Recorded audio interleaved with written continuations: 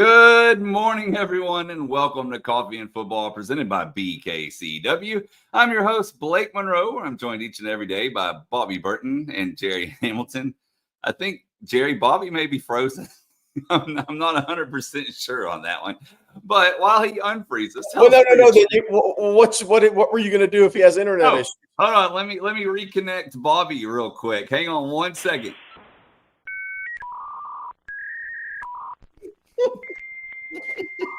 Oh, there he goes. The sound effect getting in.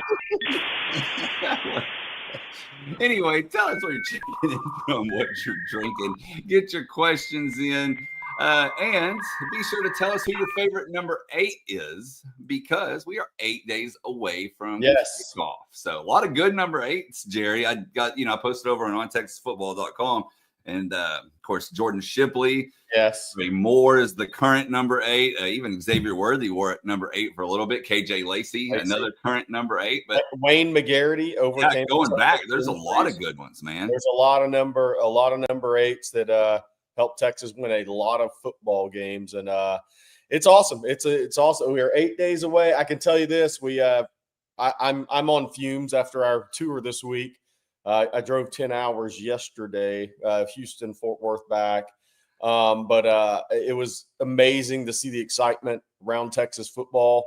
Had a great turnout at Fort Worth, Texas Exes last night. They had a great turnout in Dallas last night, night before in Houston, obviously Tuesday in Austin. It's a great turnout. Everybody's excited. I'm as excited as I can be on fumes. But I'll get more excited when the top 10 overrated programs in the last decade list starts. I'll tell you that. He's back. Bobby, when the show's over, I need you to go back and listen. I played something for you while you were gone, so I'm gonna let you savor on that. And maybe one of these days I'll get some good Wi-Fi. I mean, it's unbelievable. Unbelievable. Well, welcome back, Bobby. Thank you. Glad to be back. Back. We were talking about number 8s, but let's jump into some big news that came out yesterday, fellas. And this is a conference wide. Of course, the SEC announcing that they're implementing a 9-game conference schedule beginning in 2026. Each school is going to play 3 annual opponents. Each team's remaining 6 games will rotate. But to me, the biggest news is that each team will also be required to play a Power 4 opponent out of conference. I love this. I got to be honest. I mean, this is made for the college football fan because it's not just the SEC that's going to do it. The ACC will go to a 9-game schedule, they believe now as well. The Big Ten is already there. So is the Big 12. The 4 power conferences will play 9 conference games plus 1. So it's 9 plus 1. And that 1 has to be against another Power 4 opponent. And Jerry and Blake, I think that all of us want to see more good games. We don't want to see, A&M playing Samford in November. And Texas has never done that, but others have. And it's time to put more people on equal footing. But I think more than anything, it's great for the fans that want to see good football. Frankly, the 3 home games for Texas in September is not exactly, it's almost feels a little preseason-y, right? Yeah. Because you got San Jose State, Sam Houston, and UTEP. They don't have a single big-time school coming. Now, this new 9-game schedule will help Texas even out its yearly schedule, because one thing that I've spoken with Chris Del Conte, the Texas athletic director, before about, is because Texas plays OU in a neutral site every year. Every other year, Texas only gets 4 conference home games. And this way, they will always get at least, sometimes they only get 3 conference home games, I guess.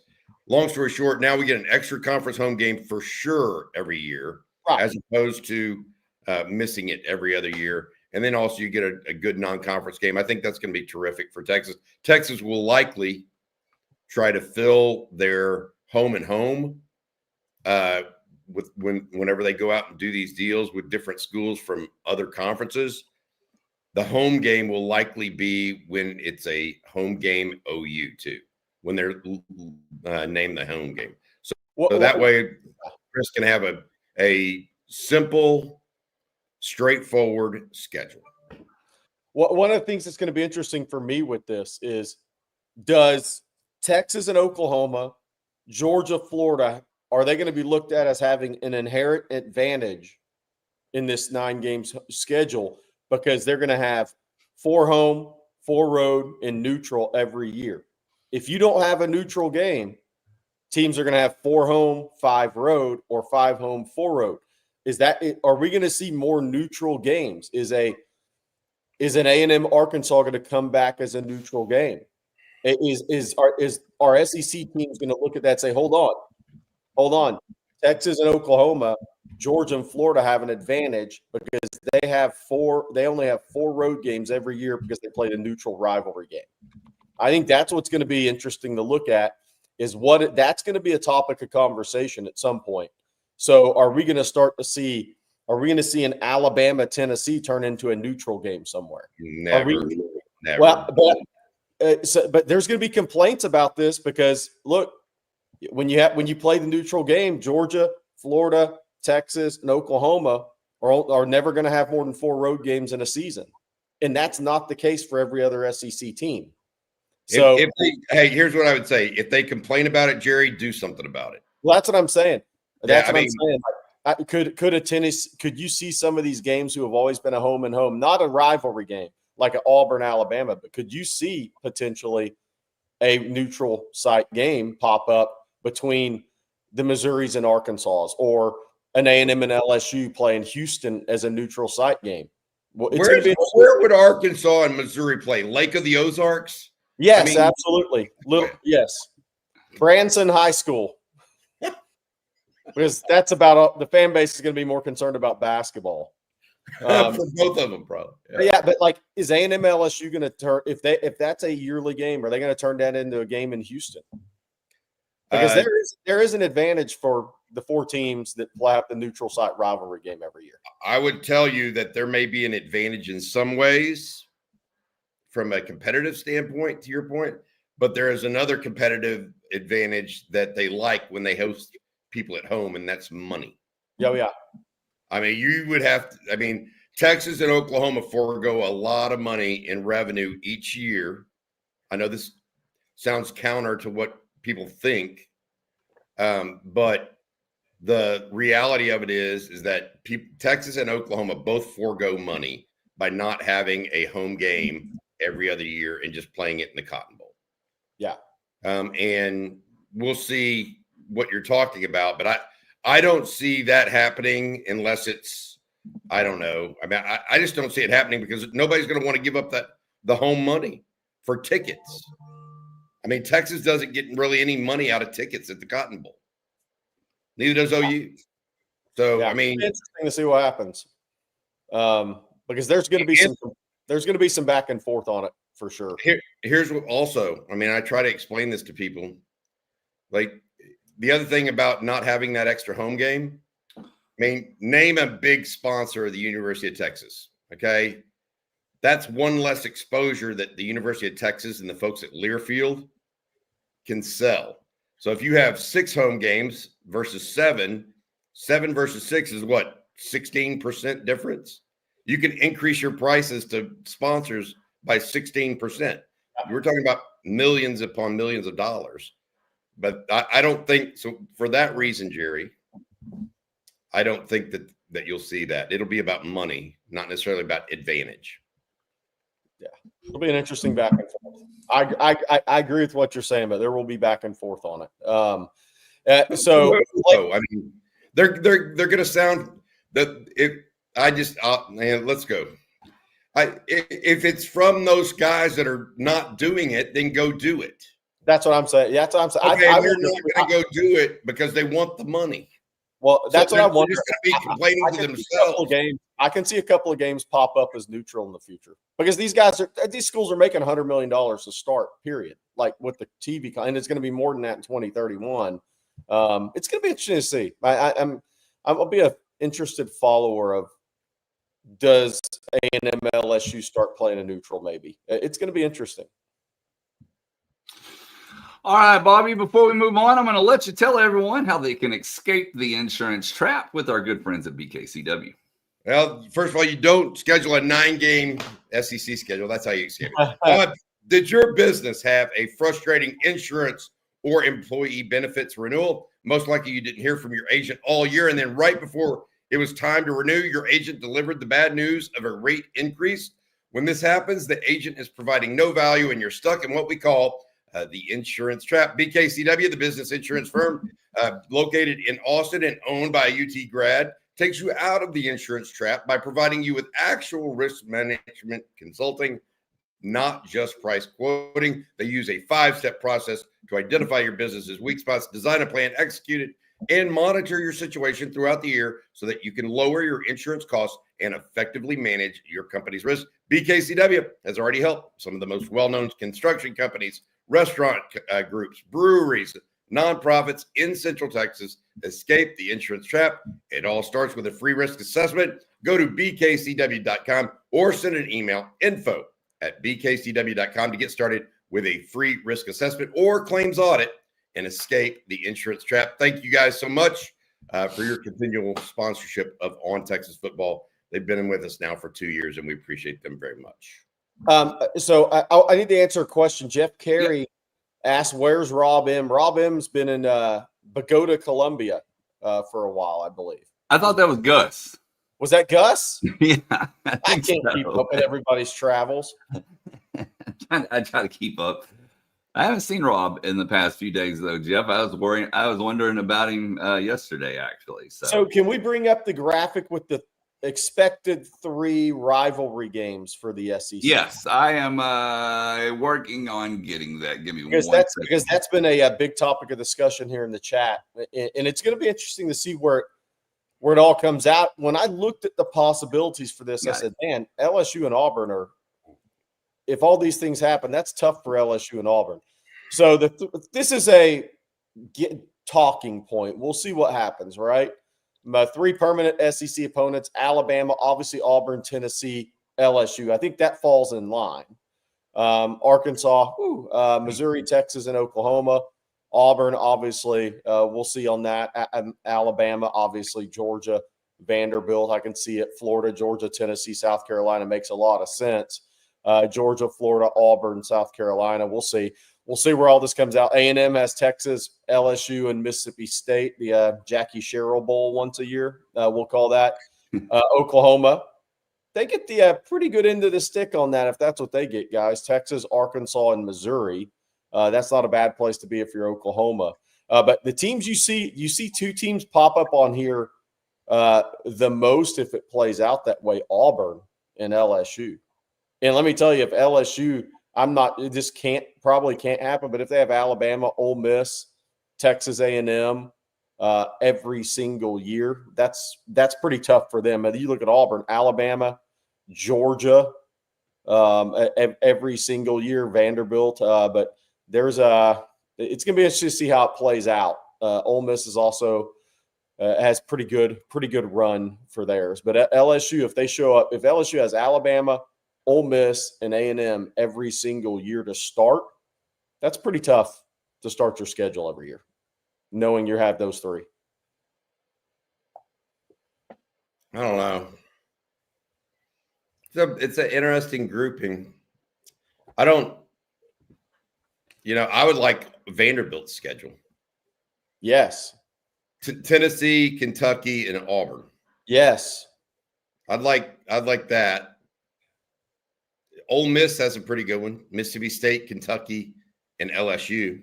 Florida has a tough one. Alabama has a tough one. So I'm talking about easy ones. Yeah. Easy. I think Ole Miss. Ole Miss has Kentucky and Mississippi State. Yeah. That's not a formidable group. Yeah. Oklahoma is not necessarily a formidable group. They have 2 lower half.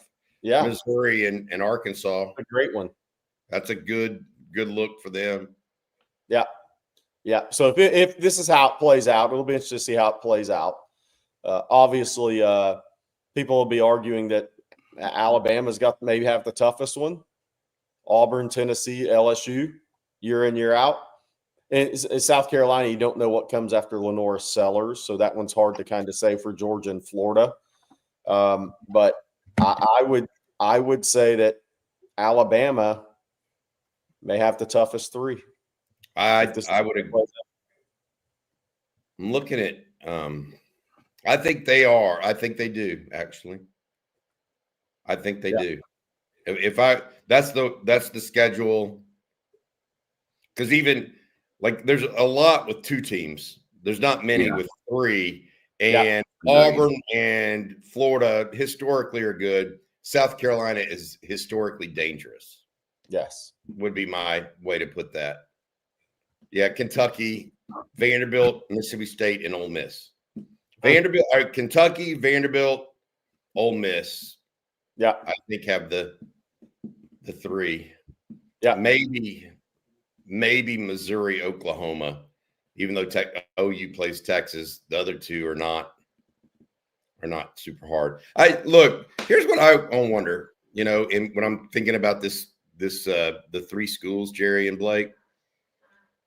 Why wouldn't they, if they're going to go to 16 teams, why wouldn't they go to a pod format? Like with, you have 4 teams, and I guess that's because they want to keep, there's too many intersectional rivalries that would get cut off. Like, I think you could probably go to a pod format with 1 guaranteed intersectional one a year, but maybe not. What'll be interesting to me is this set up expansion? Is this setting up further expansion in 2031? It could. I had to say one thing. I have to say one more thing. I will add to Jerry's point, though.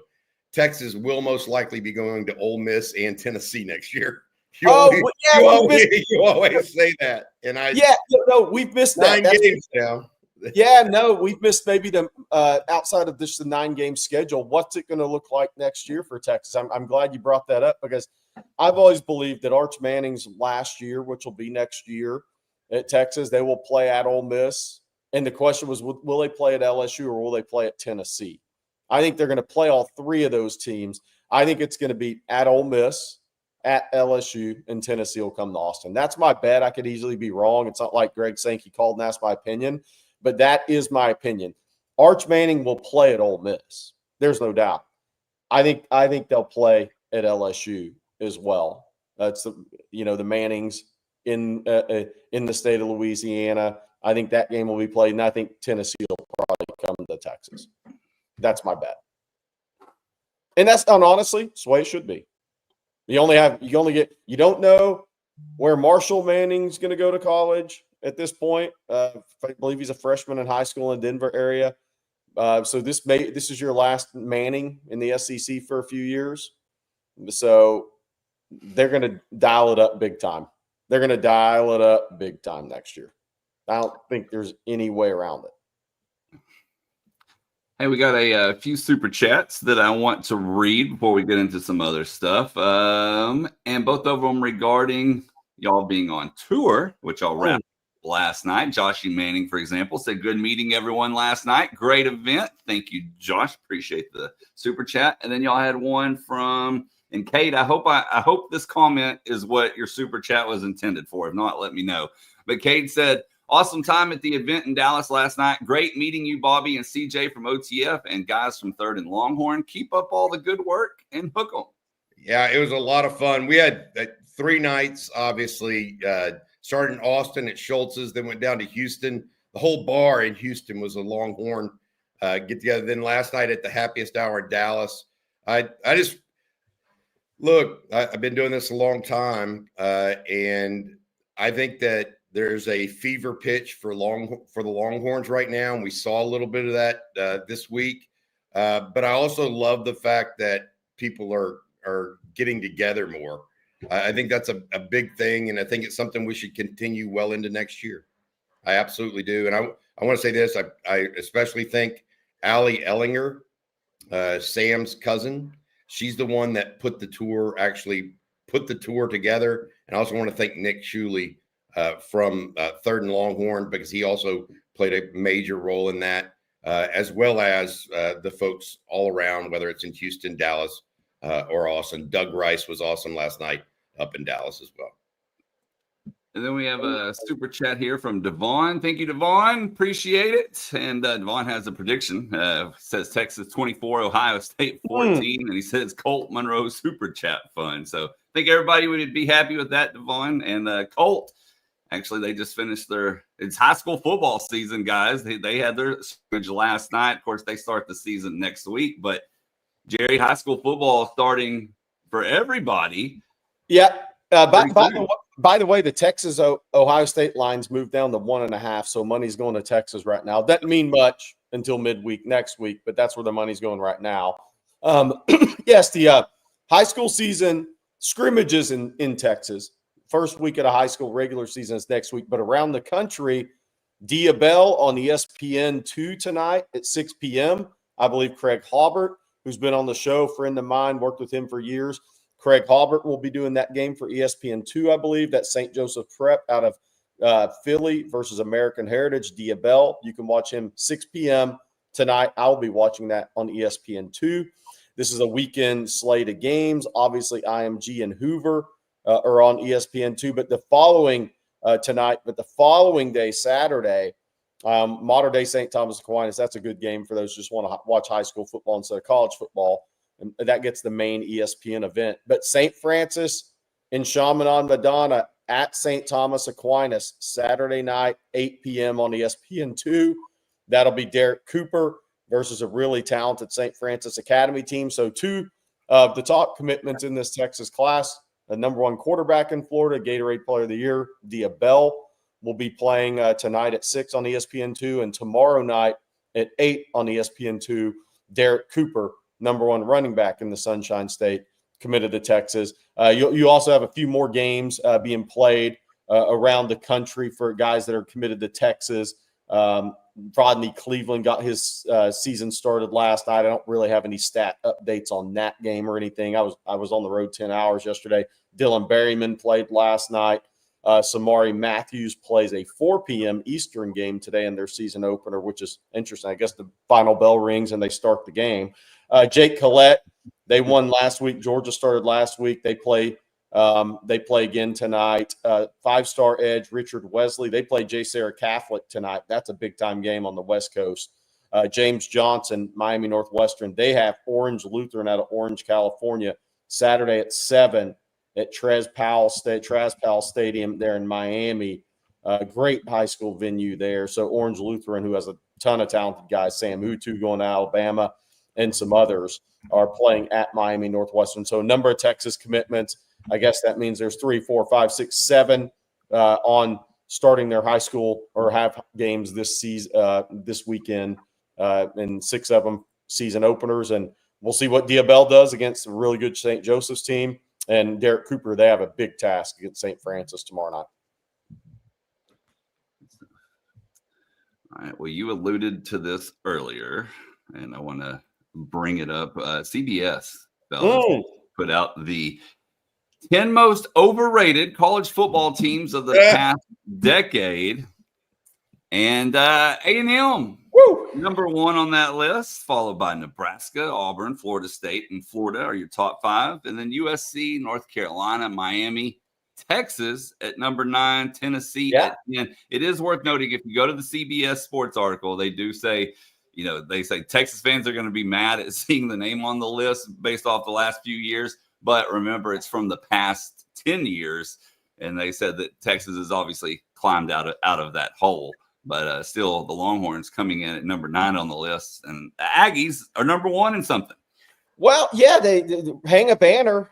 Jimbo can finally fill in his plaque that they gave him. Jimbo can fill in the plaque. 17-26. I mean, the thing that stands out about this whole list is Nebraska versus the top 20. James Franklin's like, whoa, Nebraska needs to get their shit together over here. 2-28. Nebraska's 2-28 versus top 25 teams in the last decade. That is unbelievable to think about. 2-28 in top 25 games in the last decade for Nebraska, and 50-69. It's Matt Rule's a really good coach. Nebraska's a dark horse this year because of their schedule. But you look at this. This is why Bobby, I harp on this. Keep recruiting the state of Florida, because these programs have just been too up and down in the last decade, with more downs than ups. Look at Florida's record versus the top 25, 13-31. Miami, 10-17. FSU, 10-25. You want to know how you go into a state and pull top kids? These kids aren't seeing the teams in-state win key games. That's a great point, Jerry. I just came to the conclusion. What did Texas A&M and Nebraska have in common? Their AD, the A&M AD, Trev Alberts, is overseeing both. I mean, he did not exactly do great in Nebraska as the leader of that program from a football perspective, at least. So what does A&M do? Let's go hire him. Yeah. And he is now the AD at A&M. I'm not saying that Mike Elko won't do a better job over there or anything, but I mean, what does that say when A&M goes and hires the guy who oversaw Nebraska football? Yeah. Anyways. Yeah. And, Auburn, Florida State, and Miami, to Jerry's point, leave parts of Georgia, Florida, and Alabama ripe for recruiting. Yes. Their underperformance. But specifically, to Jerry's point, all 3 Florida schools on this list. Well, that's like when people it's like, hey, kid committed to Texas is going to Miami versus Notre Dame game, and Cedric Baxter with the 2 FSU games, and these kids in that state haven't seen these. I mean, FSU obviously they had the brutal luck with the injury of the year that they would have, I think, made a run at it, but the kids in this state have not seen these programs win enough big games, and that really matters in recruiting, especially when Georgia, Nick Saban, now Texas, Urban Meyer at Ohio State. When he was there in Ohio State in general, Marcus Freeman is now recruiting at Florida really hard at Notre Dame. These programs are coming into the state of Florida, and they're selling one thing that the in-state schools can't. Come here, play on the biggest stage, and win in the biggest games. And that is really impactful in recruiting, and something that, we'll see. We'll see if Billy Napier gets over the hump this year. We'll see if Mario gets over the hump this year. Somebody will win a big game. Miami and Florida play in 5 weeks. But Notre Dame at Miami, we're going to get into some of the schedule stuff. But there's some huge games coming up in that state. And I love that Texas is recruiting Florida, not because it means I get to go down there and see kids around palm trees, but because those schools have just been too up and down, and those kids are very willing to leave the state right now. And by the way, to be fair, Bobby and Blake, it's the reason kids are leaving Texas too. Yeah. Until the last 2 years, when Sark got this turned around at Texas, A&M in Texas. I mean, the Johnny Manziel year at A&M, yes, but outside of that, the kids in the state haven't seen enough big wins. Not when Ohio State comes and recruits in your state, and Nick Saban at Alabama, and Kirby Smart in Georgia. It's the same thing, but not to the level of the Florida schools. Interesting, Jerry, you look at those record versus top 25. Texas has clearly played the most of any team in that top 25, right? That's interesting number. Well, Auburn looks like they may have played more, actually.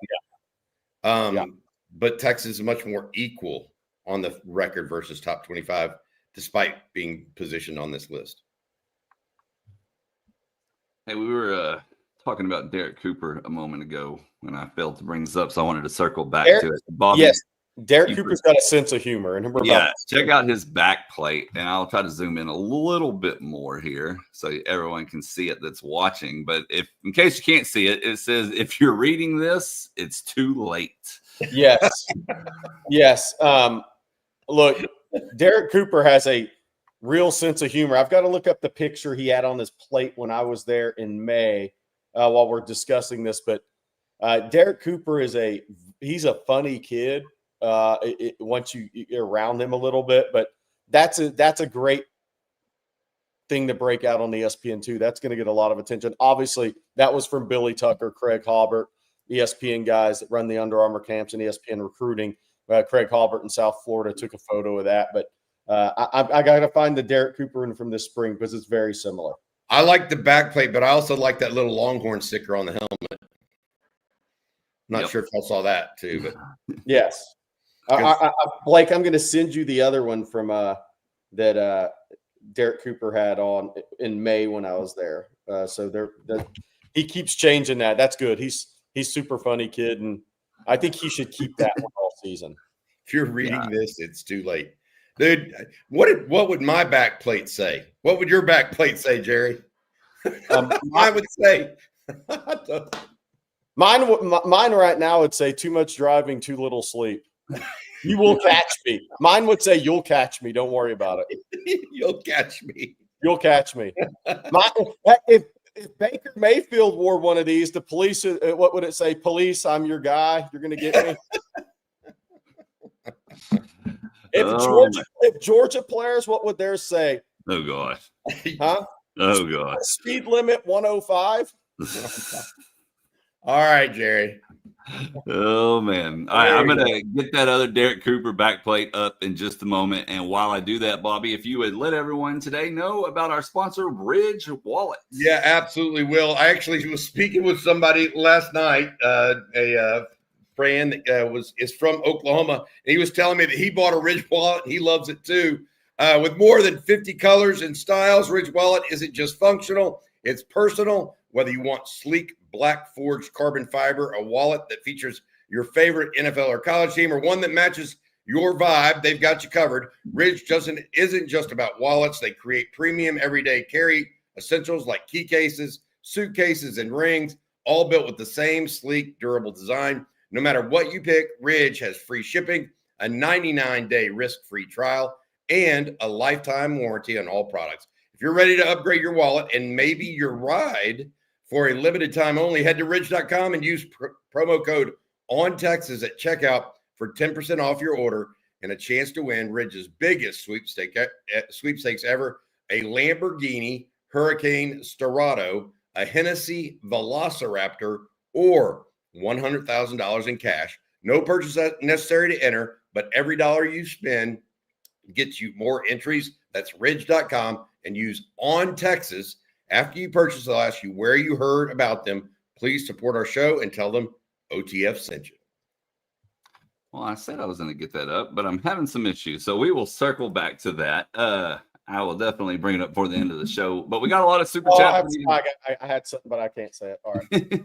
We got some super chats that we need to get to. So we're going to jump over to those. This one from Buddy Pal Chief Big Guy. Thank you for your super chat. Says, according to the internet, Texas doesn't have a Power 4 team scheduled for 2030 or 2031. Who would you like to see Texas play? I'd love Florida State or North Carolina. And he says, if they're still non-conference. You know, Chris Del Conte, Drew Martin, those guys are already working on this. You know, UCLA would be good because you want a trip to the West Coast. I agree. You look, Texas, while they are doing so much in the Deep South, they already are going to be playing in the Deep South. They play in Florida and Georgia this year alone. Yeah. So I would go for somewhere where you have another recruiting point. Could Georgia Tech be a possibility? I would not do Georgia Tech to save my life. I wouldn't do Georgia Tech. They're a talented team, and even though you may want to go to Atlanta for your recruiting, I would go with someone where you know it's a UCLA type game. Maybe I wouldn't play Arizona or that doesn't really. We already got Arizona State. What about Virginia? Virginia, a home and home with Virginia is a possibility. Yeah. I don't want it to be, no offense, I don't want it to be like Minnesota or something. We don't think it will be a geographical tie whatsoever and no value proposition related to recruiting. Right. Virginia would be a very limited value proposition for recruiting, in my opinion. At this time, at least. Play Rutgers. You know, I know that doesn't really get me going either. UCLA kind of gets me going.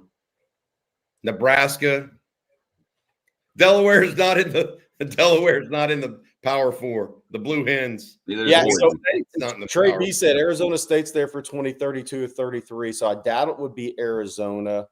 Oh, Maryland's PTSD in the chat. North Carolina, Mike, NC State, Wake. Like, I don't see it being a Penn State. I don't see a Penn State coming on the We could welcome Manny Diaz back to the 40. Dude, let's do it. Head coach, yeah. Let's do it. I'm in for that. I'm in for Duke. Anywhere research triangle for, I think, so North Carolina, Duke, NC State. Yep. That's a winner. And they want to recruit more. They want to recruit more in North Carolina. Well, here's it. Somebody just brought up UCF again. Interesting. I got that backplate now to go back to that. Yeah, this is what Cooper was wearing in May when I went down to see him. Yeah, this is Bobby's internet connection backplate. Bobby's got to wear this now. Jenny, make him one of these. You know, the problem with it is that is true to me. That I am slow. Oh, man. All right. We got a super chat here from Mike Gosnell, and he says, give me a home and home with Penn State. Get it done, CDC. Mike, I had the pleasure of actually going to Penn State when I was a student at Texas, and it was a great atmosphere. And I think that that would be a great – I will say this. They love their college football up there. And they tailgate, they do the whole thing, and they do it upright. So I'd love to do that and do some sort of home and home with them. Hey, you know what would be funny is if Arch had a backplate and it said clickbait. If he made a joke about it, like just to throw the sense of humor out there and say clickbait. That would be awesome. Let's see. Locking Horns with the super chat says, great seeing y'all in Houston on Tuesday. While we believe the offense will be better than last year by the end of the season, do you think the offense will be as good for Ohio State as we were this time last year? Look, I mean, I am so intrigued by Texas's offense this year because we haven't seen Steve Sarkisian with this type of quarterback. I mean, we truly haven't. I mean, a guy that can make all the throws and likes to throw deep, by the way. Mm-hmm. I mean, loves it and can run. Like Hudson Card could run a little bit, right? But he wasn't big and sturdy, and he wasn't necessarily a big-time deep ball guy. Quinn Ewers is totally different than Arch Manning. I just don't know what maybe the hardest thing I have getting my head around is what this offense is going to look like. I think there are so many variables that it's just absolutely hard to figure that out. And that's so I can't make you that promise one way or the other right now. I want to see how they go play next Saturday. Hey, by the way, 8 days away. Is that right? Yeah. Yep. Did we mention the Shipleys? Yeah. Guys, Bob Shipley was with us in Dallas last night. And if you not met Bob in person, he is a great guy, first and foremost, authentic to the core, just good old dude. And he was actually leading the cheer of Texas fight last night, or he was putting up the Texas sign in the audience last night. He wasn't even supposed to be involved, and he went and grabbed it and started raising it. Love it. That's Bob. He's a funny man. He is. He's a good guy. It's good spending time with him. All right, our next super chat this morning comes from, let's see, Travis. Thank you, Travis. He says, do y'all know what sections were sold to Texas for the Ohio State game? I'm about to drop a bag on a secondary ticket. Also, Nice. have you seen the weather outlook? That's a good question on the weather. Let me look that up. Really It's is about, good. time to start, it's about time to start checking the weather, isn't it? For the first time this season. Does anybody have in the chat? Does anybody have the sections for Texas Ohio State? I know it's out there, Travis. You may want to ask Chat GPT for that answer, but I don't know exactly what it is. And yes, I will say this: you are going to have to drop a bag to go to that game. Yeah. There's no two ways about it. So the weather as of right now for next Saturday in Columbus, Ohio, a high of 80. Low of 59. It's going to be partly cloudy, a 17% chance of rain, and very low winds. So about 5 to 7 miles an hour. Does it have percentage chance for verbal assaults? No, unfortunately, that's not listed on the weather channel. Battery throwing? Battery. There will be verbal, for those of you unfamiliar with Ohio State, there will be verbal assaults on the way to the stadium. So, bring your earphones or headphones, excuse me. Who's going to dot the I for that game? Does anybody know? What's that? Who's going to dot the I for that game? Like Jack Nicklaus. It's going to be somebody that's going to come dot the I for that game. That's Ohio State fans care about that. That's a big deal there. Yeah. Hopefully it's 31-0 at that time. Texas. They can dot it all they want. Well, I don't know about 31-0, but Jeff Marr says, just like the Fiesta Bowl game, instead of a touchdown at the end of the game, Texas will win by a field goal at the end. So thank you, Jeff. I was at that game as well, and Texas, Texas Ohio State games have been interesting to me when they've played in the past. They really have been. They played 3 in 5 years, Jerry? Is that right? Mm-hmm. They played 04, 05, and then 08. Yeah. So I guess 4 years, 5 years. And they were all very competitive. Even the year Texas lost to Ohio State in 05. I said 04 and 05. It's 05 and 06. The year Texas lost to Troy Smith was the first big game for Colt McCoy. And we saw what he could do a little bit there that gave us some hope. I'm good with winning by 1 point. That's what Coach Shipley said last night. And any win is a win. Yep. You get out of there with a W, you've done some good work. You would take 25-22 once again and get on the plane. Yep. Doesn't matter. Does not matter. By the way, if Connor Stallions is listening to the show, and why wouldn't he be? I think he should show up at that game. I don't think Ryan Day wants him there. Come on, Stallions. The show cause does not include not being able to go to their stadium. You just can't coach in college football. I think he should go. Wait, what kind of – I have a question because Ohio State fans follow college football religiously.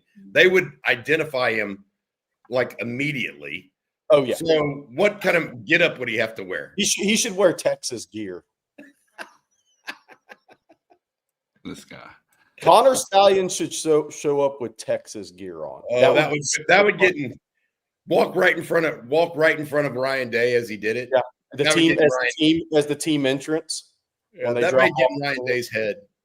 Yes, we have our special voodoo magic guy here, Connor Stallions. He's gonna get into his psyche. Oh, so Brandon Fennell, this may be correct. Is he not allowed in the college stadium with a show cause? Wow. He's not allowed into any Western Michigan sideline, I guess. Wow. That is amazing. He shouldn't be, Jerry. I mean, he shouldn't be. If you can do such a thing, he should carry the boom box for Texas. Yeah. There you go, sugarcane that. Jack Links for chat says he's taking the under on the Texas Ohio State game. And then adds, no way these new quarterbacks are going to light up both of these defenses. As you said, Jerry, there has been movement on the line. It's moved once again, however. Ohio State now a 2-point favorite. That over under is 47.5 now. And as you see, ESPN Analytics has released their matchup predictor and gives Texas a 53.3% chance to win. Yeah, look, I'm not a betting guy myself, but I have a friend that's very successful in that realm, and he was hammering the under on this game. And that's not betting advice, because I don't want anybody coming back to no. I'm just saying what. Yeah, 47.5, 25-22 works. There you go. That's the under. Yep. Do we think it's going to be a low scoring game though? I mean, take the over under out of it. Do you agree with the premise that it'll be a game in the 20s or a game in the 20s in the teens? You know what I mean? Like 24-17 or 2017. What do you? I think it's going to depend on. Look, Ohio State has really good players back in their secondary. They lost some key guys, but normally in games like this, it's like a couple of coverage busts that are just like strike up the band touchdowns, right? It's like big plays that maybe you have better back end communication. Everything's tied together better as the season moves along. Maybe it's a kick return, special teams, a block punt. The scary thing about games like this is it's normally a special teams play, right? I mean, it could be a block field goal return for a touchdown, or a kickoff return, or a punt return, or block punt, and you have a coverage bust and somebody scores from 80.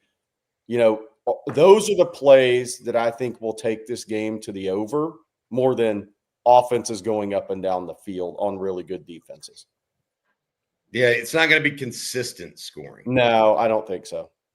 And for that reason, you would go the under. You would go, like I said, you'd go like 20-17, 24-20, 24-17. Ivory Martin with a great point. Look, this is two quarterbacks. I mean, Arch's first road start, Sand's first start. There's a decent chance there could be a pick six in this game. Oh, yeah.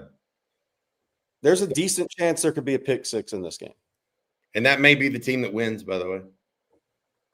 If you're expecting a low-scoring game, that could be the play. Yep. That's a good one, Ike. Very possible with two young quarterbacks. Well, we have a lot more questions and super chats to get to. But first, fellas, I need to tell everyone about one of our other sponsors today. That's Prize Picks. And we make decisions every day, but on Prize Picks, being right can get you paid. And with football now here, it's time to make that money. So don't miss any of the excitement this season on Prize Picks. It's simple to play. You just pick more or less on 2 to 6 player stat projections. If you get your picks right, you can cash in, win up to 2,000 times your money. And of course, they're the best way to get in on the sports action in more than 40 states, including California, Florida, Georgia, and right here in Texas. And I'm keeping my eyes on some former Horns this season, including Bijan Robinson and Xavier Worthy. They helped me out a ton last season. I'm thinking they're going to as well again this year. But it's not just pro ball. They have college football as well, starting with Kansas State and Iowa State tomorrow. So be sure to check that out. They also have a max discount on Kansas State's Avery Johnson, where he just needs 1 or more passing yard, and you nail that pick.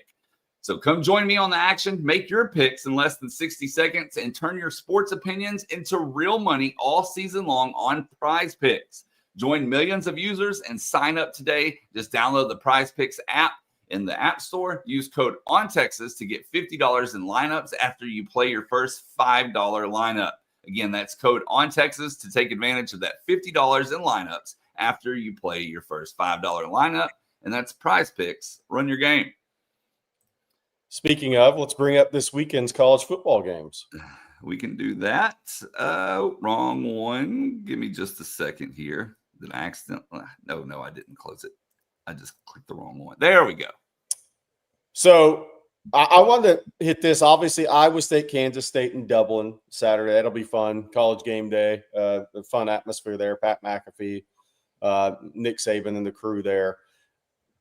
What's interesting is the Big 12 put out an injury report this year. For those that haven't seen, Iowa State has 16 players that are listed as out. They can't even fill a chartered plane.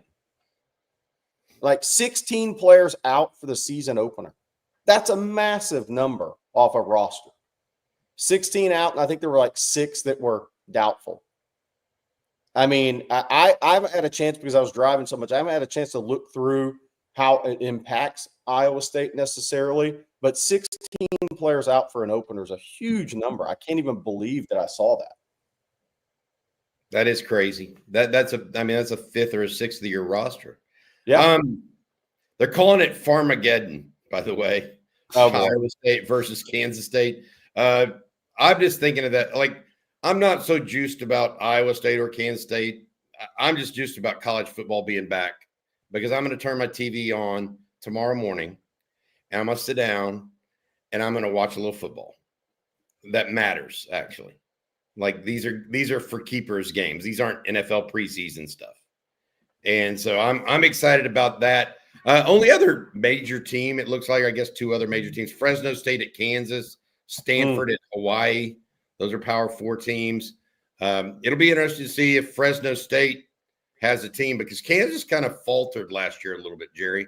They were on the upswing, and then they just – it felt like the upswing stopped. Stanford, Hawaii, I mean, is Stanford so beat up with the offseason losses of guys like Emmett Mosley or David Bailey, et cetera, after they lost their coach to go even take care of Hawaii? But I guess I am going to videotape or DVR, actually, the Sam Houston Western game, just to get a view of what Sam Houston does and how they try to do it, because I have not broken down Sam Houston film yet. And Texas obviously has them, I think, week 3. Yes, couple of things there. Justice Finkley, starter at Kansas, having a really good fall camp, taking on Fresno State. Hawaii's quarterback I believe is a Highland Park kid who's had a really good career thus far. And I can't think of anybody else Texas-wise, transfer-wise, that's playing in these games.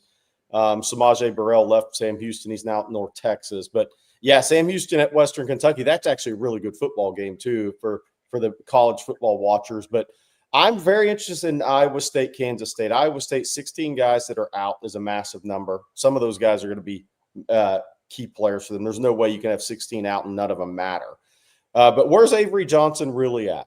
He has gotten a lot of run, hype, whatever you want to call it, since his freshman year. Is he actually going to take the big step this year? Or is he just going to be the guy that is talked about in the same way again? And kind of the hype is not actually matching the reality for him. Very interested to see what he does this year. This should be a year, his second year as a full-time starter, where he makes a big jump if he's going to make a big jump. And if he does, then Kansas State has a chance to be a spoiler in the Big 12. And when I say spoiler, I know they're ranked top 25, but a spoiler for Texas Tech and Arizona State. Troy O'Meara is at UNLV. Thank you, Corey J. That's a good one. I'd forgotten about that. He transferred out of Arizona State. Yeah. Yep. Jeff Carey here. Thank you for the super chat. Says OTF is now on pace for 200,000 subs this fall. I don't know about that, Jeff, but hey, that'd be awesome. Bring it home, March. Bring it home, March. And then Sugarcane Daddy, thank you for the super chat. Says Bobby's backplate would say no mayo. And speaking of mayo, Dwayne with the super chat says, listened yesterday after the live, just wanted to say, Bobby and Blake need to eat those mayo corn dogs on Coffee and Football, not offline, please. For the record, Dwayne, I have eaten a mayo corn dog live. It's Bobby is the only one that hasn't. There's only one way it's going to happen, and I will do it. I may do it in the post-game show if Texas wins a national championship. I may do it one day, every day that week. You should. Texas wins a national championship. I'm all in. They do that. All in. And then Joshua Gabriel, thank you, Josh. Joshua says, why didn't Sam Ehlinger stay for the 2021 season? And how would Texas be different today if he did? I mean, he could have stayed because of the whole COVID thing. But he clearly made a good decision for himself, and he had given everything he had to Texas. Yeah. I mean, clearly. I mean, his body was beat up. Yeah. From Tom Herman. I mean, beat up. Now, he doesn't begrudge that, from what I understand, but he needed to go move on, in my opinion, for his own personal self. And Sam was not a guy at Texas that put himself first very often. I mean, he put his team ahead of himself. Yeah. And so I would say I do not begrudge that one. And why he didn't, I mean, I think he had 4 years as a starter at Texas. I also will say this. I'll also say this. It was pre-NIL. Yeah. Oh, yeah. Yeah. If it was now, Sam would have probably stayed another year at Texas. And sorry, Damon, I didn't see you had a super chat pretty much regarding the same thing. So I would have read yours at the same time, but thank you for yours as well. He says, was Sam too loyal to Herman with his decision not to return to Texas? I don't think that was not about Herman and Sam having this kumbaya relationship. And that suddenly had been broken. I want to be, from what I know and have heard, that is not accurate. That was simply, it was a time for him to move on. He'd been at Texas 4 years and wanted to go get paid. To Jerry's point, he needed to go get paid right then. Oh, yeah. I texted Jerry, and at the same time I texted him, he got up. So I already know what he's doing. So it may take him a second. So I'll look for another super chat real quick here. This one from Ram as we wait for Jerry. He says, how much of an advantage are helmet communications with Sark, Bobby? I think they were a real advantage last year. So, by the way, Anthony Hill and Michael Taft have worked with them this year on defense. I don't know that we followed that much, but Jerry and I on two different occasions saw the defense come in. And both when the player that doesn't have a helmet walk into practice is the one that's getting the comms that day. And it was Anthony Hill and Michael Taft that day, or both days, first 2 days. So on defense, now I'm sure you were actually talking more about offense because you talked about it being a specific advantage for Sark. Don't you feel like we saw pretty good adjustments overall by Texas last year?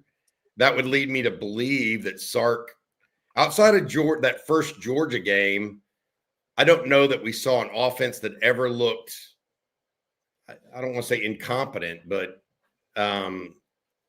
completely ineffective.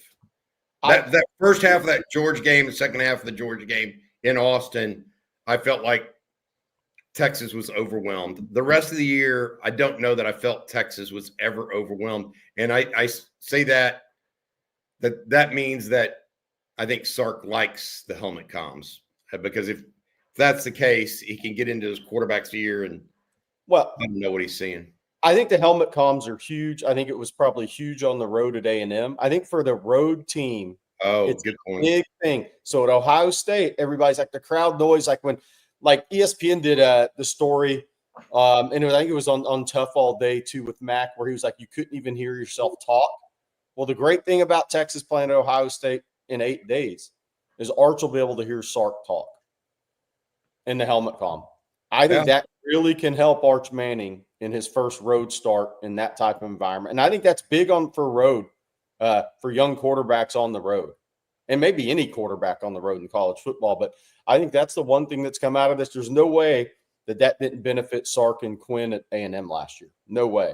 And it'll probably benefit Marcel Reed at Texas this year in some way. The road quarterback in the big-time environments, I do think when Arch plays at LSU at night next year, that helmet comm will come in handy with Sark, no doubt, because that place will be wild next year at night.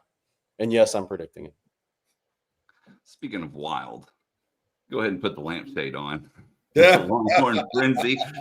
Thank you for the big super chat. Appreciate it. We're going to put Jerry up there on the big screen. Says, congratulations on over 118,000 subscribers. OGs, keep spreading the word. Let's get 150K by December. Great work by the OTF staff.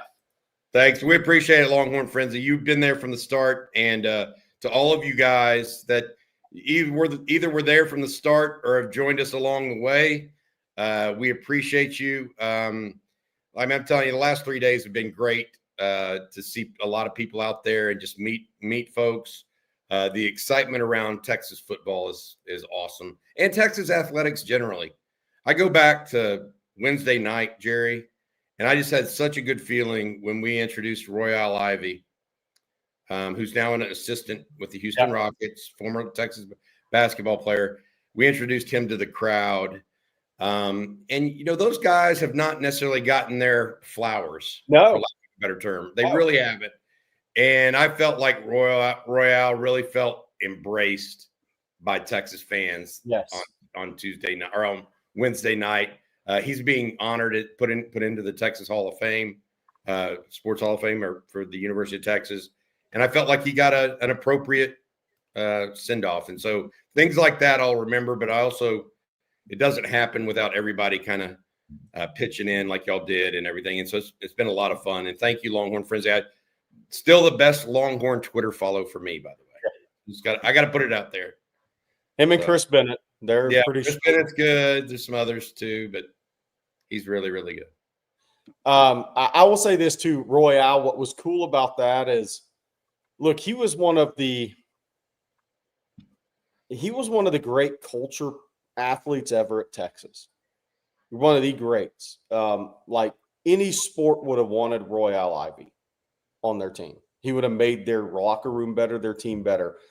A guy that comes out of Blair Academy and has more dance scholarship offers than basketball scholarship offers, comes to the University of Texas and is part of the first Final Four team since 1947 at Texas. He had no business coming out of high school being an NBA draft pick. Drafted in the second round, 12 years in the league. Now he'll be a head coach. He's an assistant coach of the Rockets. He'll be a head coach in the NBA in 2 or 3 years. But the guy is Texas through and through. In his story, we're going to try to get him on here one day, probably during basketball season. If we can get him on. The Rockets have an off day. And just kind of get his story for people. I mean, he literally turned down dance scholarships to Temple and somewhere else to go play basketball at the University of Texas. And Rob Lanier convinced Rick Barnes to take this guy when his other offer was Drexel. Amazing story he has. It really is. And it was cool to see him, like Bobby said, kind of be recognized and get his flowers because he deserves it, man. The guy does a lot for Texas, too, behind the scenes in basketball. People will never know. All right. Let's see here. We have a super chat from Lindy B. Lindy, thank you. Says regarding the 2026 schedule with LSU, Tennessee, and Ole Miss, how much will ESPN offer Arch to come? It would be worth tens of millions. That's interesting. Should the networks get into the NIL game? Why not? Why not? I mean, they're the most direct beneficiary. Yep. Are they not? That's actually a really good super chat. That's like makes you think a little bit. Like, Yeah, do you give it if it's, let's say it's Texas? I mean, Texas is going to have it, but if you gave it to Arch Manning to come back, how many more ads are you going to sell? Yeah, on a Saturday night game. Does that cross a line, or is that?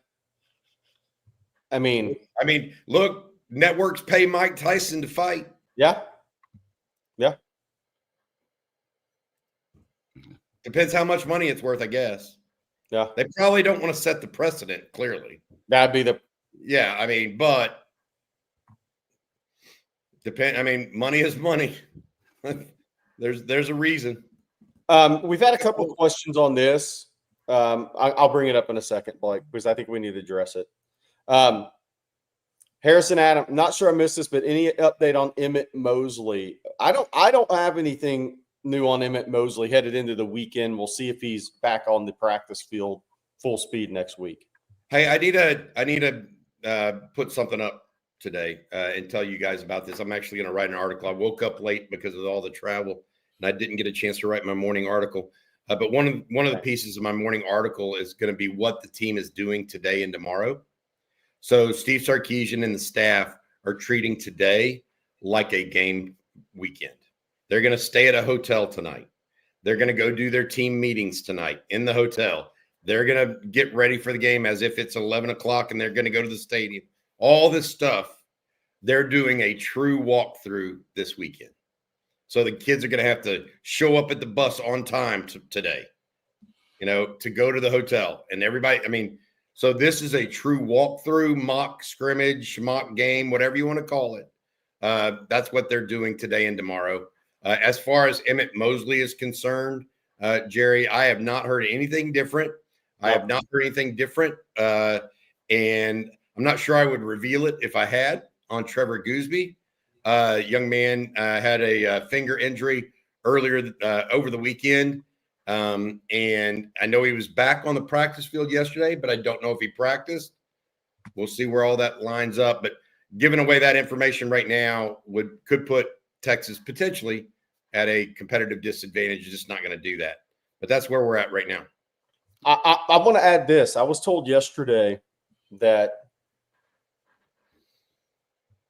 in the Sark era, this was the most physical fall camp they've had. Period. And I'll say this. They've come out of it. Just think about what we just talked about with Iowa State. 16 players out for the opener. So that was a very physical fall camp. Texas has, knock on wood, unless something crazy happens, which shouldn't next week, it would be a non-contact, has come through fall camp, a very, very physical fall camp, about as well as they can. You lost Andre Kojo for the year, but considering some injuries we've seen, Texas has come out of this pretty well so far, especially considering what I was told yesterday, Bobby. This was the most physical fall camp in the Sark era. The first two practices were 3 o'clock in the afternoon in Texas heat. Yep. Give me a break. He clearly wanted to say, he's like, look, buckle up your chin straps, boys. That's what he said. You have high school teams that are practicing at 5 o'clock in the morning because of heat advisories. He had a college team out there at 3:30 in the afternoon in Texas heat, first 2 days. And so I got to bring this one up. Joe Z, our friend, 30 minutes behind. I'm not going to read the rest of it. That's a typical Oregon fan. Dan Lanning was 30 minutes behind in the college football playoff getting started. So you're right at home with the Ducks. Oh. And on that note, Bobby, tell us about BKCW. Yeah, I definitely will. Blake, thank you to the fine folks at BKCW. They've been with us for a couple of years now. Today's show being brought to you by BKCW Insurance. BKCW Business Insurance. They take you out of the insurance trap by providing you and your business with actual risk management consulting, not just price quoting. Operating out of its headquarters in Austin and owned by UT Grad, BKCW uses a 5-step process to identify your business's weak spots, design a plan, execute it, and monitor your situation throughout the year so that you can lower your insurance costs while effectively managing your company's risk. BKCW works with a number of well-known construction companies, restaurant groups, breweries, even nonprofits and school districts in Central Texas to escape the insurance trap. And it all starts with a free risk assessment. Go to bkcw.com or send an email to info@bkcw.com to get started with a free risk assessment or claims audit and escape the insurance trap. We got more super chats to jump into. Naaman Roberts says, hey, Jerry, my friend Jeff from Cleveland, Texas, saw you Wednesday night. I texted him the question he asked about, can our defense win the game in Columbus? By the way, this Jeff from Cleveland was a really good running back that played with Ivan Williams. I think he was a 1,000-yard rusher. Ivan Williams is obviously a 1,500-yard plus rusher. But great to meet Jeff the other night. They played at Cleveland when they were pretty talented in football and basketball at that point in time. I give him the update on where Ivan is now too, by the way. Ivan is offensive line coach at what was it? It wasn't Cleveland. I think it was High. Cleveland. I think it was Cleveland High. We got to get Ivan on the show. We got to catch up with Ivan. A number of former Longhorns now coaching in the high school ranks. It's fun to see. Can you bring up the super chat because we didn't answer his question. I just kind of went off on a tangent about Cleveland High football for a few years. There was no question. He was just telling you. Yeah. Okay. Yeah. Let's see. We do have a question from Terrence. Thank you, Terrence. So he says, hey, Bobby, why is the media hyping up Arch so much about winning the Heisman Trophy? In my understanding, Arch is downplaying all the hype. He is downplaying all the hype, Terrence. And one of the good things about Arch, he seems to have a level of humility about him, that he's focusing on the things that he can control. I'm sure that's something that his parents and his family have kind of, instilled in him. But the reason is why is because his last name's Manning. I mean, I will say this. While Arch Manning going to Texas kind of supercharges the hype, Arch Manning could have went to Ole Miss and the hype would be all over the place. He could have went anywhere and the hype would just be phenomenal because he is, a lot of people, first family of college football. That's what a lot of people feel right now. And I would say this, the Mannings also have a lot of friends in the media. They're not doing it because the Mannings have asked them somehow. It's just because they like the Mannings and believe in them. And so they're doing it on their own. So Arch isn't inviting that kind of stuff. He's just not. One of the things I like about Arch too, he's not doing all these commercials that he's done. He's not doing anything in season, guys. Yeah. It's been all Texas for the last month, 2 months. I'm sure I'll say it a million times this year. He's the ultimate build up, tear down college athlete of all time. It's coming. Just wait for all the YouTube shows of every snap and the good, the bad, and the ugly. He's going to be the most scrutinized college athlete we've ever seen the next 2 years. Hey, Bobby Petronic, I want Larry Dibbles on the show when we have one day left. Marcus Byers, if you're still in the chat, if you can get in contact or get us in contact with Larry Dibbles, I would love to have Larry Dibbles on the show. He's a funny dude, man. He has good stories too. Yes. We need to get Larry Dibbles on. Lee Barden, the show band of the Southwest puts Ohio State's band to shame. Certainly not the best dang band in the land. Hook 'em. Keep up the outstanding work, OTF. I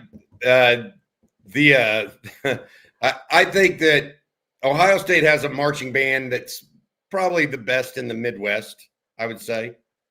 Texas has the best in its area of the country.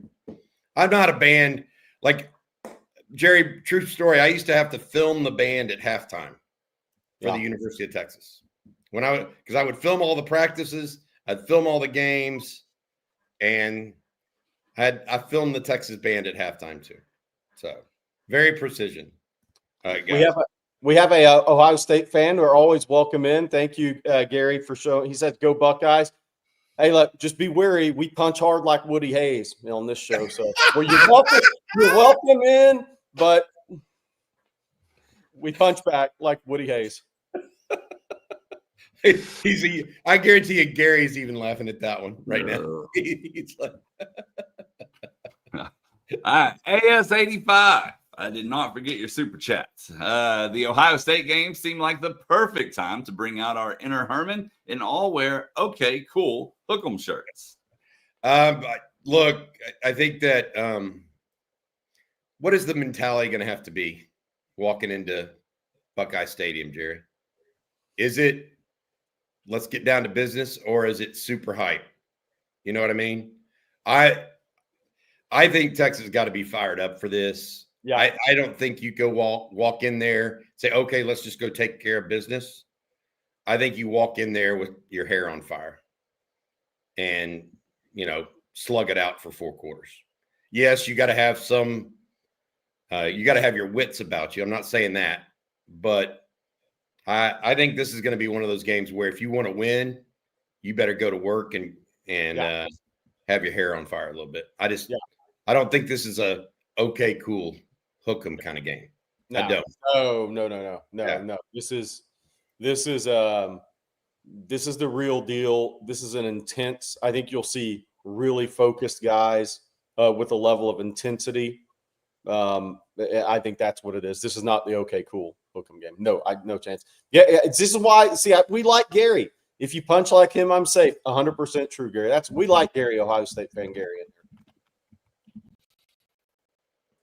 All right, let's see here. Donald Britt, by the way, if you're a member of ontexasfootball.com, we do the countdown over there as well daily, along with pictures. So you technically don't miss it if you're an OTF member, but you're correct. There's some doozies on 7 and 6 for sure. Quentin, Jammer, Quan Cosby, Quandre Diggs. Angleton weekend. Yep. Gamers Life, thank you for your super chat. Says my wife won SEC championship tickets package. Whoa. It feels like having a big bet on a team's appearance. We'll sell them if it's Florida versus A&M. She's an FSU grad. I could tell you that I would, if that is your prediction for the SEC championship, you're going to be like in the top. You're going to be in like the 3% that would pick that matchup. Maybe 3%. I'm looking for my favorite FSU fan picture ever. We can bring it up. I gotta find this. Oh, we can only imagine what that's going to be. So we'll go on to Jinglish. Thank you for your super chat while Jerry does that. Matt Patricia said he'll be running a simple version of his defense for the opener. Do we think that's an advantage or disadvantage for the Horns? Wink made it too complicated for U of M last year. I think you got to be assignment sound in this game. So, see ball, tackle ball, cover, making it too complicated. And look, that is one thing that can happen for pro coaches that go into college. And we've seen it happen, Jerry. Nick Saban was not a great coach his first year back at Alabama. Now, we know he actually was a real good coach at the time, but it takes time to get these pro schemes installed because you don't have as much time with the kids. Yeah. And, the kids don't have as much experience either. They're still learning the game. Whereas in the NFL, you already know the game. You're learning the scheme. This is about both. I think that's smart by Matt Patricia, actually, to just keep it simple and try to just man up and see what happens. And I thought the most interesting thing I've heard about Ohio State fall camp is that he brought in somebody from outside to help him with his defensive install, because Patricia walked into a defensive staff at Ohio State, and he hired none of them. Yep. None of them were his guys. Not many times does somebody just walk in and doesn't make one hire at any position. That's very rare. So I found that interesting. PK only got one. Yeah. When he started at Texas, and that was Jeff Choate, right? Yeah. Everybody else Sark had already hired. And it took a while for that defense and that defensive staff to gel. Right? To get the personnel. The thing that Matt Patricia has right now, he's got the personnel. So he's going to be ahead of the game on that. All right. I think we have made it through the super chats. Bobby, what do you have this weekend for everybody?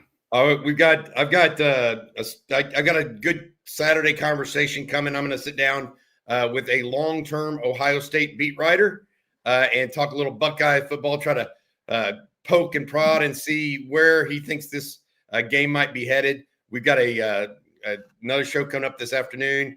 Jerry's going to be on there. Rod Babers is back with us this afternoon as well. And we got just a bunch of stuff going on. Any kind of news that breaks, we will be here to deliver it for you. We also have the website right now on TexasFootball.com. I'm actually going to get over there and write an article as soon as we hang up here. But look, we are 8 days away. And I think that I think we can all taste football right now. And so news and notes as they come out and as we hear them, we will be delivering them to you guys as quickly and as succinctly as we can. This is the most famous FSU fan picture of all time. I don't know about that. No, it is. It's not. No, it's the girl. I was about to say, you know where I'm going. That's a good point. I missed that. But I was watching this game live, and I cracked up. I can't remember how long I've laughed at this because it was 58-3, and this guy just took the shirt off, reading the book there, and they reading like Ralph Waldo Emerson. I mean, he's not reading a thriller in the middle of a football game. Yeah. You got existential poetry or something? Yeah. Two Broke says that is that me in 20 years. I'm not going to rule it out. I'm not going to rule that out. I won't be in Doak unless I'm with producer Matt. Yeah. And he had tickets.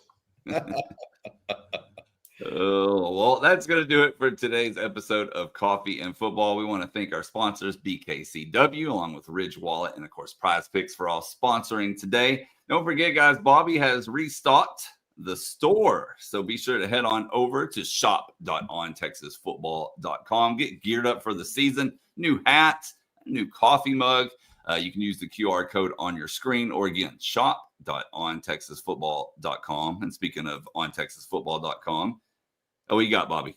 I have one thing. Y'all were asking about Rob earlier in the chat, just to give y'all an update. I saw him at the Tuesday night gathering briefly, but I didn't get a chance to say hi. So many people around, but he's been around. I think Jenny's emailed him or something like that. So just so y'all know, Rob's around. Hey, bring up that photo one more time. Yeah. They don't call the Florida Panhandle the Redneck Riviera for nothing. I love it. I'm a fan. I mean, is that jeans or sweatpants? I don't know. It's amazing. I mean, why would you wear sweatpants on a day that you can also sunbathe? I like his Vans that he may have worn in high school. There's Cons. Such a great photo. Watching that live was awesome. Okay.